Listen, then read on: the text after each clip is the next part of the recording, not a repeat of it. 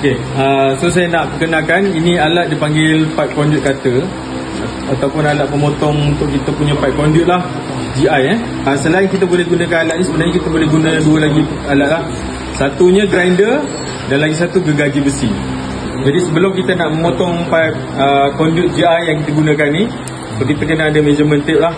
So kita ukur dekat mana kita nak potong. So dekat sini saya anggarkan dalam 50 cm. Ambil satu penanda, kita tanda lah. Okay, macam yang saya maklumkan di awal video, kita boleh potong pipe conduit GI ni dengan menggunakan gergaji besi, grinder ataupun alat pemotong pipe lah. Jadi kita akan gunakan alat pemotong pipe ni.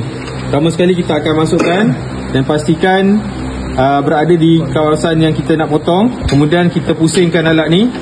So ni dia ada alat pemusing dekat belah bawah ni. Okay, so kita pusingkan untuk bagi dia ketat lah kan. Okay. So kita ketatkan So kita ketatkan, pusing sampai dia ketat macam ni.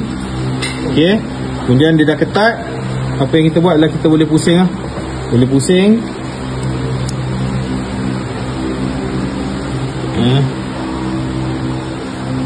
Okay, pusing. Okay, kemudian kalau rasa macam dah longgar, ketatkan lagi, kita pusing lagi dia punya alat pemotong ni, bagi dia ketat supaya dia grip pipe GI conduit kita ni. Okay, kalau longgar, ketatkan lagi.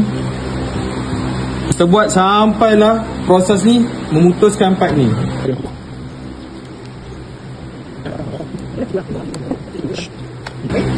Okay, so dia dah terputus.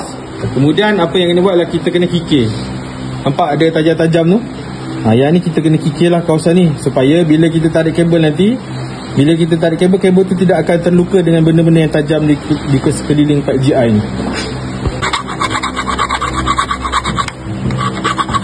Okay, bila dah selesai proses kikir ni, baru kita boleh ke proses yang berikutnya, iaitu kita nak membenang GI conduit ni.